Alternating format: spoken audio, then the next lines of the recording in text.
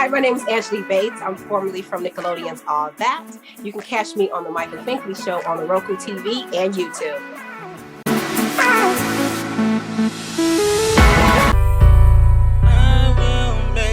If I can make it through the night, just to see a brighter side, 'cause I've been working all my life just to make it.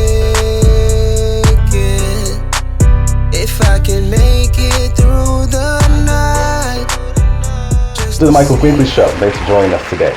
Now, during this time, during our alone time before we get to our interviews, right, you're going to learn a lot more about myself. Last week, I told you that I love to sing, right? Been doing this since I was 8 years old. And this week, I want to share that I love the arena of acting. I started when I was like maybe 22, 23 years old when I moved to New Hampshire. And we started doing stage plays in church and that kind of thing. And it was very interesting. And people always come up to me and say, "Oh my gosh, you're a natural. Where did you study?" I'm like, "That is actually my first one." So I'd like to continue that as well when, the world opens back up, quote unquote, right? But our guest today knows so well about these two arenas, singing and acting. We have the voices, Presley Tennant with us, and also the actor, the lead actor of Sangre Negra. It is Antonio McKay. So don't you go away. Back in a moment. Coming up, the voices, Presley Tennant is with us. Back in a moment. On the next Michael Finkley, these two black males are inspiring the world. Motivational speaker Brad Butler II is with us. And Missouri's Teacher of the Year, Darren Cockrell. Next Finkley, Friday.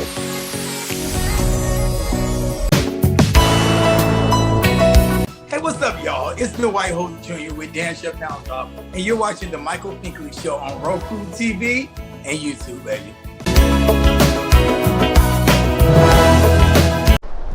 Hey, everybody. My name is author Vernon R. Matthews Jr.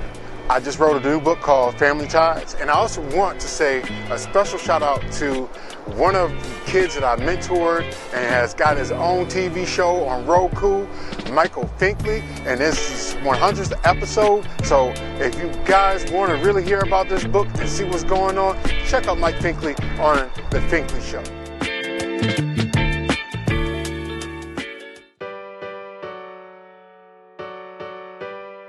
Everybody, welcome back to the Michael Finkley Show. Y'all see who's beside me. You see, right? You see, she is a country singer and she was on The Voice season 16. Y'all, it's Presley Tennant. Presley, thank you for being with us today. Thank you so much for having me. I'm super excited. I'm so glad you said yes. When I heard, I'm like, oh my gosh, I'm getting Presley on. I am so excited. So let's get right into it. So you're from California, right? Mm-hmm. And how was music important in your childhood? I grew up, obviously I listened to everybody. Kelly Clarkson is one of my idols, and I have been listening to her ever since. She was on American Idol the year I was born. And so as soon as I actually was able to don't tell me that. Yeah.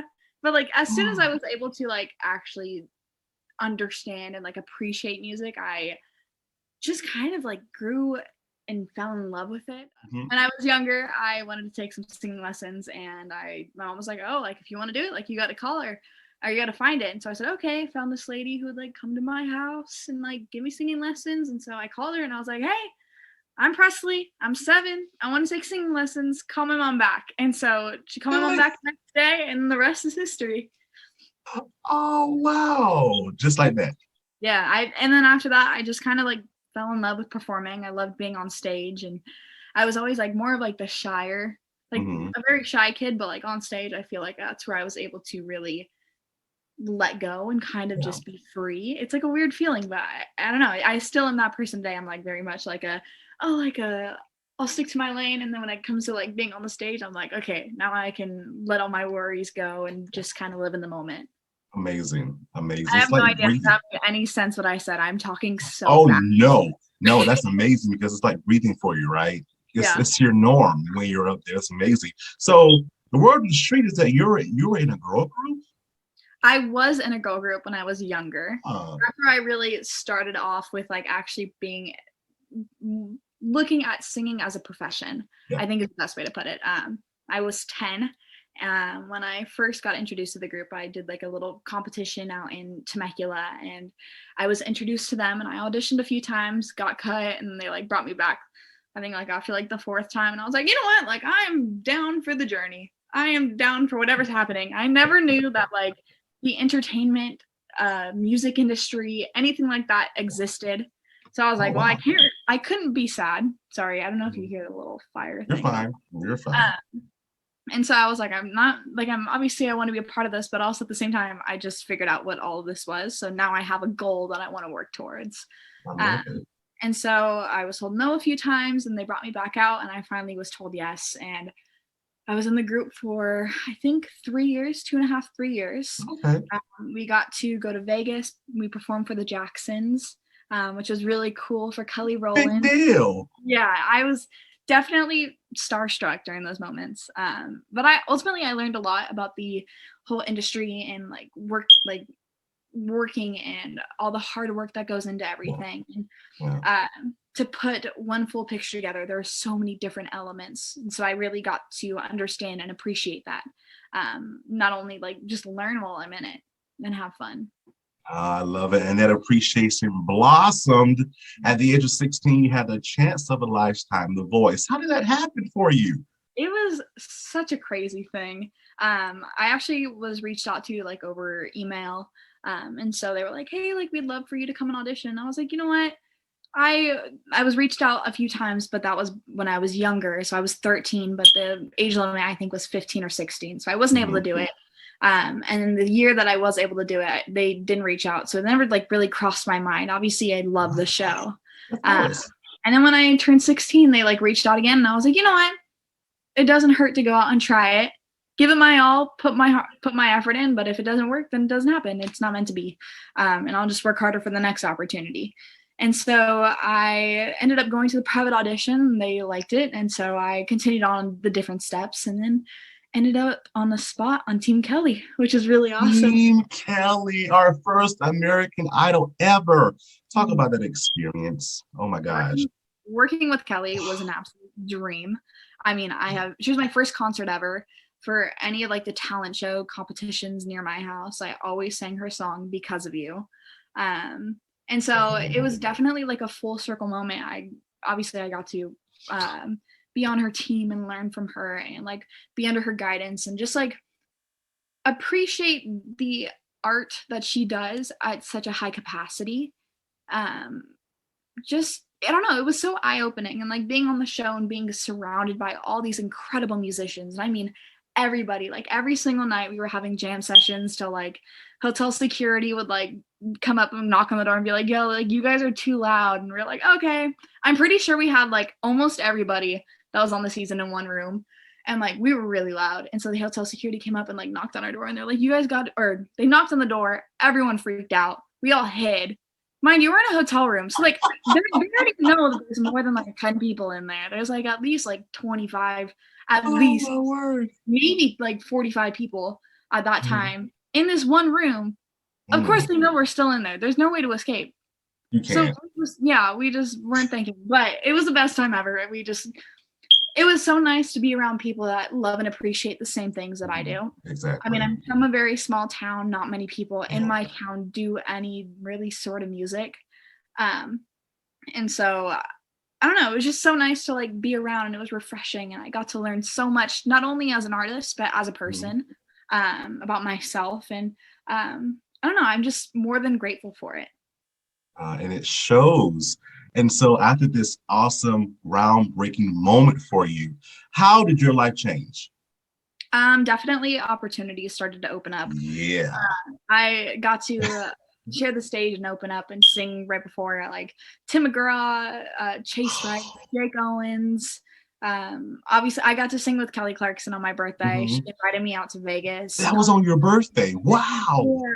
So it was my 17th birthday, and so I got to sing Because of You with her. She brought me out a cake on stage, and it's just the most surreal moment. And I am so grateful for every bit that has been on my journey, for every person that I've met, even if I'm no longer in relations with, like, I no longer have contact with, things like that. But every single person that has been on my journey has led me to where I am today. And I wouldn't trade that for the world. Please don't. Please don't. And so I don't know, it's just the amount of opportunities that have risen outside of the fact of The Voice and afterwards has definitely like broadened the horizons. I mean, I went on the show as a pop artist. I left as a country artist. And so it's like I'm finding like a whole new world, and I absolutely love it. Oh, I love it. Opportunities after opportunities, which is amazing for you, right? It allows you to grow in your craft. And that's what we're supposed to do in life. But not only you all remain humble in your rights, because you still give time to SOS Foundation. Talk about that for us. So SOS Foundation is a foundation that was created to help at-risk youth who are going through different things such as bullying, cyberbullying, peer pressure, substance abuse, depression, anxiety, anything that you can think of along those lines. We want to be the outlet to let people who are going through those things know that they are not alone and that their story deserves to be heard and that we want to hear it. And we want to be there for them during these dark times. I always say that there's like always going to be a light at the end of this like dark tunnel. You may not see it yet, but the further that you keep going and you really start to uplift yourself, you're going to get there, and you're going to be like submersed in it. I don't know. I feel like that's just the way it always is. Like, for how many things that have happened, there's a good at the end of it, and there's a lesson to be learned. And there's something always good to be out of it. And so I really love working with SOS to let others know that they aren't alone and that they can reach out to somebody, even if they don't feel like they can. We're a peer-to-peer foundation. And so that means anybody who's like myself, like a 19-year-old girl, and who doesn't feel comfortable talking about it with an adult or to somebody that they're like close with, because it may be like a weird like situation, they can always reach out to someone like myself and reach out to, just so we have like the similarity of like, okay, like I understand what you're going through. And then we are also a donation basis only. So we do different things like auctions, and we go off of donations, obviously. And we, after every like $500, we send a child to therapy or a young adult to therapy, which is really awesome. And so we've done that a few times so far. And I think it's so cool that people are reaching out to us and they feel comfortable enough to, and that they want to help better themselves and better what's around them and things like that. Exactly. So how can we give? How can we give to this foundation? You can go to SOS for Life. It's like the number 4, forlife.org. And on there is the donations button. You can see right there. Awesome. Awesome. And that is at the bottom of your screen as you're seeing it now. So what is next? Are we working on an album? I am working on a bunch of new music. I think I have maybe like 10 songs now. I feel like, at least it seems like, that are unreleased. Obviously way more written in like my little diary, like right underneath me. But I am working on putting a little project together. Hopefully it's an album to come out very soon. So make sure to stay tuned for that. I love it. You heard it here, right? I think I heard that. Awesome. Heard it here from her mouth. So what is your next biggest dream? You know, you're living in your dream now. What else are you dreaming about? Ooh, that's a good one. I honestly don't know. I feel like I'm so set on the dream that I have right now that like nothing else really like compares, if that makes any sense. Yeah. But I don't know. I feel like ultimately just to do what I love and be happy and be around the people that I love. And I feel like that's just my goal, and that's what I'm aiming to work towards. And you're working hard at it. We see the fruits of your labor. How can they find you on social media? You can find me on my social media, which is at Presley Tennant. So PresleyTennant. Love it. And all your information is in the description below as well. Presley Tennant, y'all, thank you for being with us and sharing your story in your words. Thank you so much. You're welcome. Back in a moment. Next, actor Antonio McKay. Don't you go away.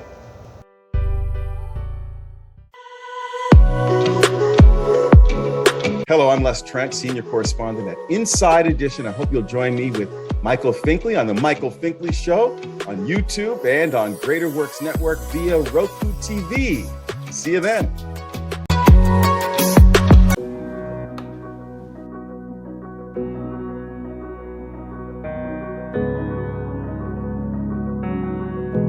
She is flexible and she is a multitasker. She is a wife, a mom. She is city councilwoman.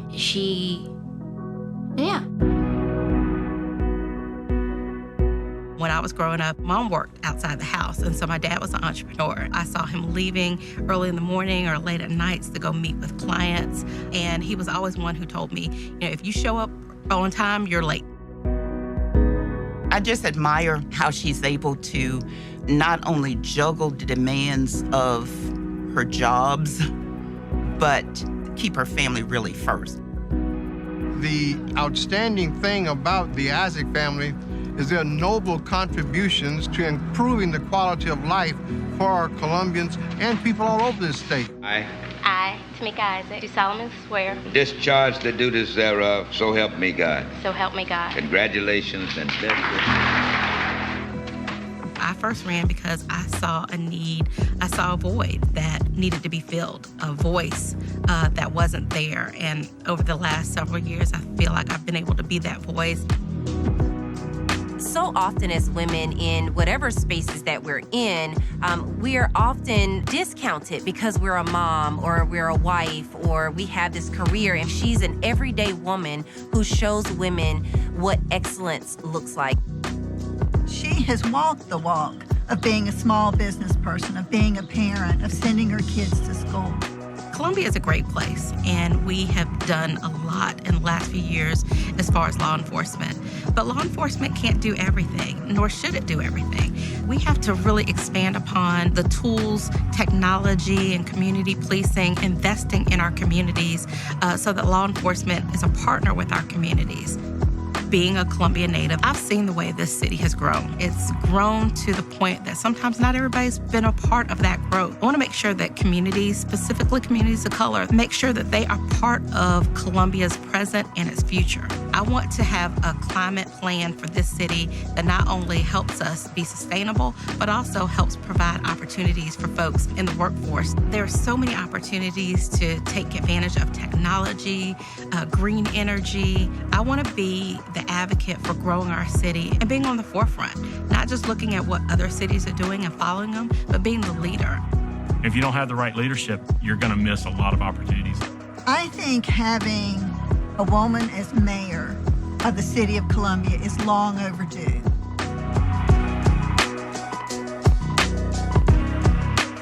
I'm Tamika Isaac Devine, and I'm running for mayor of the city of Columbia.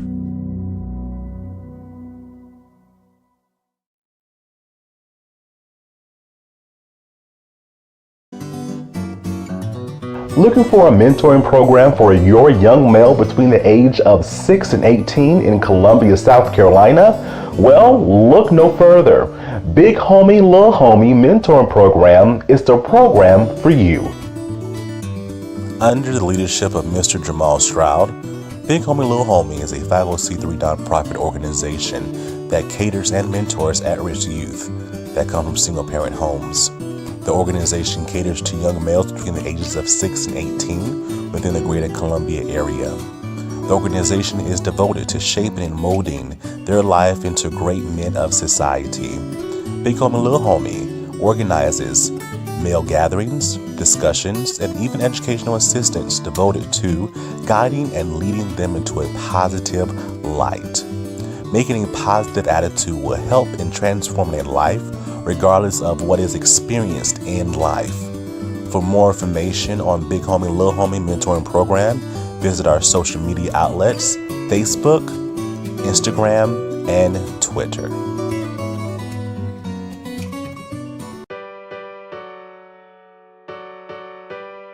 Hello, everybody. Welcome back to the Michael Finkley Show. My next guest, he is a writer, he's an author, he's a producer. Y'all, he's none other than Antonio McKay.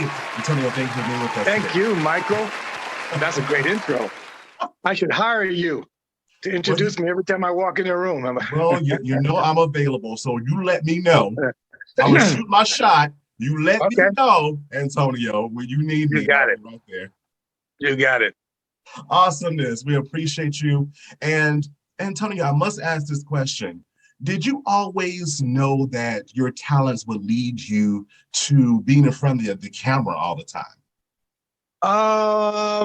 When I was a little kid, I've always been a ham, no doubt about it. I've always been an attention getter, but I didn't really start to see, well, maybe I can make a living out of play acting, basically. You know, that's one way to remain a child forever. You know what I mean? You're always playing, actually, you know.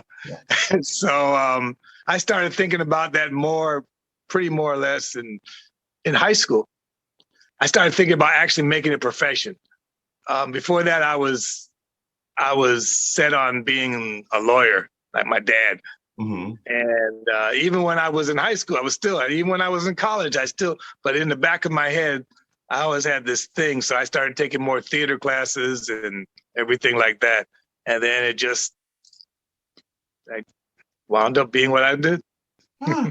And when you found out, you know, about your talents and you're living in your talents, right? You're living in your gifts. When was that big break when you said, I can do this for real now? I thought, okay, when I came to actually, I take it back. I was in Chicago and I got a everybody gets a McDonald's commercial. Yeah. I got one. A McDonald's commercial. And he's like, and that's the first time they picked me out of all these people. And I thought to myself, wow, they actually liked me. They actually picked me out of all these other kids who were auditioning. And I said, hey, I could do this. I could enjoy this, you know? Yeah. That was it. And then the check came. The check came out. I said, yep, this is it. Yeah, the best part. The best part. My money. Exactly. Get my money. I love it. I love it. And it's led you to some awesome things that we see on television today, our movie screens today. So let's talk about Sangre Negra. All right, this awesome TV. Sangre Negra. Sangre Negra. Yes, so it's actually black blood. In Spanish, it's black blood, yes. So let's talk about it. What is this all about? Okay, it's basically the story of a family, a very wealthy Latino family, okay, led by Eric Estrada from Chips. He's the patriarch of the family, and three brothers. There's the lawyer, who's the oldest one, played by Ricardo Herranz. And then there's the younger brother, played by Danny Arroyo, who's actually a policeman. And then there's me, who I'm actually an illegitimate half-brother. And I am involved with the mob. So there you go. So that sets it up right there. And it shows all the drama and the intrigue and the good stuff and the bad stuff that comes from family, especially when you have three different entities that are so different, that are so, you know. And there's some dramatic elements in there too. For instance, my younger brother, Christian, who's played by Danny, he's involved with the mother of my child, who I was engaged to. So now he's engaged to her. So he wants to bring up my child, and I won't be having that. And on top of that, you know, then my other brother is running for district attorney, and he has to deal with a mob situation, which involves me. So all of that starts to come together as the series evolves. So you can see what happens. Gotcha. And as I was watching, I'm like, where has this been all my life? That's number one. Because I love the whole drama aspect. Y'all keep it going. You keep it moving, right? In this awesome TV series. And so I must ask this as well. Are you like your character, Pretty Ricky Santos? Are you Pretty Ricky? That's a loaded question. I can get a lot of trouble answering that. Let's put it this way. There are parts of me that are like him, and actually some of the instances in the dialogue actually are things I've said or have been said to me in my life. I don't kill people. Thank goodness. Yeah, I definitely don't do that. I guess, I don't know, I've been known to be charming sometimes. And that's a big part of his whole persona. And very confident. That's another part of his persona. So there are parts of you. I think every actor brings parts of themselves to a character. Other than that, anybody could play it, and it wouldn't be, and you notice when you switch characters in a series, sometimes they put another actor in there. It doesn't quite work the way you thought it does, even though the other actor may be perfectly fine at his craft. But every individual has their own individual persona that you put on your character. That makes the character interesting. That makes the actor interesting too. So yeah, I would say that I'm about 50%. Wow, I thought you were going to say less. No, yeah, I know. You're going to say less. Hey, the more I'm in this business, the more I become like it. Let's put it that way. Oh, wow. And what I love about this is that you're giving artists, inspiring artists, a chance to make their big break. Why is that so important to you? Because that is what I always wanted. I know a lot of big name people, and I always wondered why they would never help you. But then I realized, as I've been in the industry for a long time, it's hard for a lot of actors, especially minority actors, to let go of the fact that, if I let somebody else in, that may be knocking me off for something else. So I think there's a guarding of their position sometimes, where they won't reach out to help younger actors. Because that's what I found when I was coming up. I found that there was some little bit of, it wasn't an obvious one, but there was some resentment if I got something and another actor who was more experienced or had been in the game longer got it. That's when I started to realize. And then now I see younger actors coming up, and I remember how I felt, and I think, hey, there's room for everyone. So if I can help them, I will. For instance, we have a young Hispanic actor on our show named Angel, and Angel Garrett, and he plays my nephew Miguel, and I'm actually grooming him to be the new thing, because that's what I would have wanted them to do for me, So yeah, I love how you're paying it forward, and that's what it's all about. Yes, paying it forward. Yeah, definitely. I always remember that. Always. Always. So besides this awesome hit TV show, what else are you working on? Well, can we see you on our movie screens even more so, or more additional television shows, or what else is going on in your world? Right now we're working on 2, 3, maybe 4. We got one script that's completed for a movie called Forbidden, which was actually started a long time ago. Never got the funds to do it. But now, because of Sangre Negra, it's opened up more funding for us. So now we can do that film. It's about a musical group. It's a murder mystery featuring a musical group.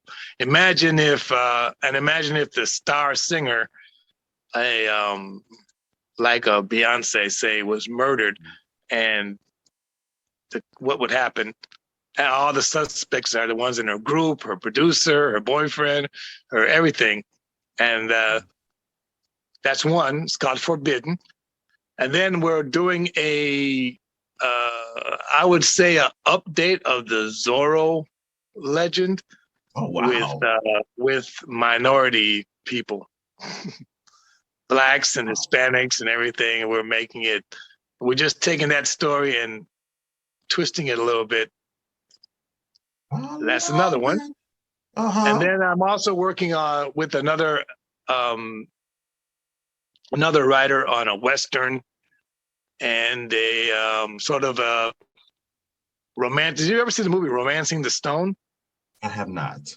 Okay, well, it's basically like Indiana Jones kind of thing. Okay. So we have that also in the fire. So there's about 4 films and others that waiting to sign off on. Mm-hmm. Wow, so, you're staying busy, sir. We're trying. Busy. So where can our viewers watch Sangre Negra? Where can we watch this? Okay, you can watch Sangre Negra at Tubi right now. The first 4 episodes are up on Tubi, but next month you're going to see all 8 episodes, and they'll probably be on Amazon, a whole variety of channels. They're going to be a big announcement on your social media and on Michael Finkley's show. He would tell you exactly when and where you can watch all 8. But right now you can watch 4 on Tubi TV. It's a free download. You can see it on your telephone, your computer, your smart TV. You can get it. All right. You heard it here. Roku also. Come on. You heard it here. Right here on the Michael Finkley Show, straight from Antonio's mouth. Thank you, Antonio, for being with us and sharing with us this awesome news. Thank you for being with us. Thank you. Appreciate it. You're very welcome. Back in a moment.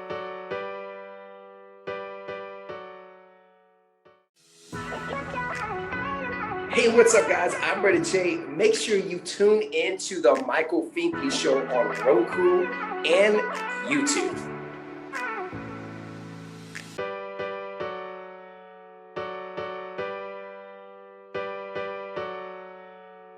So at times you always wonder why you was getting the same results or why you always had the same scenarios. And it's a quote that I can always picture and I can always think of that says, if you do what you always done, then you will get what you always get. And it's a word called a paradigm. So you have to start changing your paradigm if you want better results.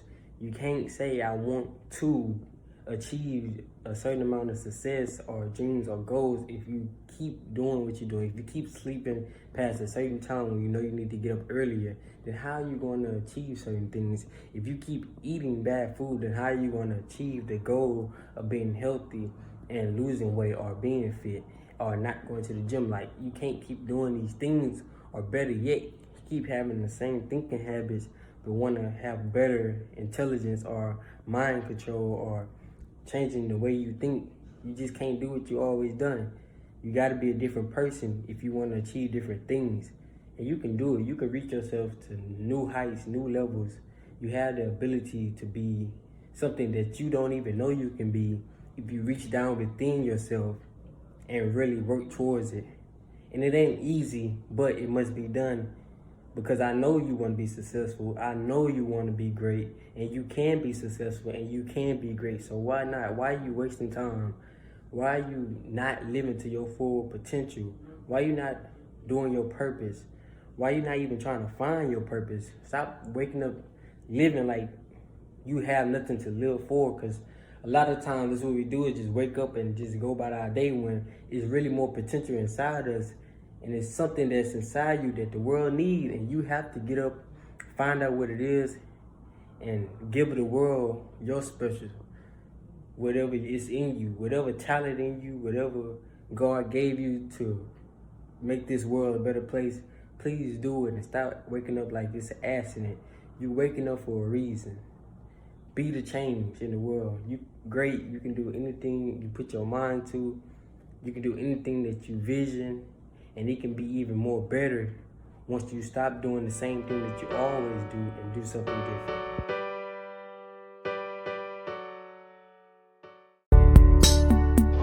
Calling all TRIO, Gear Up, JAG, and other college readiness organizations. Hello everybody, it's Finkley with the Finkley Experience. I am here to offer you information about our college readiness cohort series. This college readiness series includes college applications, SAT, ACT prep, scholarships, financial aid, the mental mind state, HBCU versus PWI versus technical colleges, and so much more. You know, this helpful because it's actually like making me change my college plan.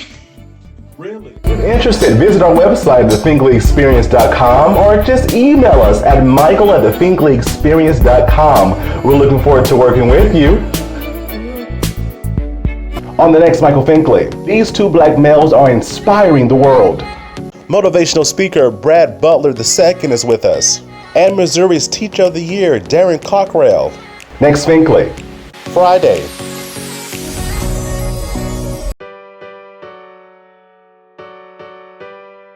Hello everybody, welcome back to the Michael Finkley Show. I do hope that you enjoyed our guest today. Thank you so much, Antonio. Thank you, Presley, for being with us, and keep doing what you do to inform, educate, and inspire the world. Thank you so much.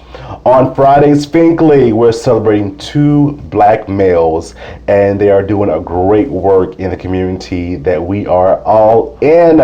We have motivational speaker Brad Butler II, and also Missouri's Teacher of the Year, Darren Cockrell, as they tell their stories in their words. If you haven't already, please subscribe to our YouTube channel, The Michael Finkley Show. Ring the bell for notification. We'll see an email saying, hey, new content's uploaded. Please listen to us on Spotify and Apple Podcasts. For more information about what we do here at The Michael Finkley Show, visit our website at themichaelfinkleyshow.com. And you have that Roku TV, right? Add the Greater Works Network to your Roku TV and watch us every Monday and Friday at 8 a.m. Eastern Standard Time. Thank you so much for watching, and guess what? We'll see you next time. Have a good one.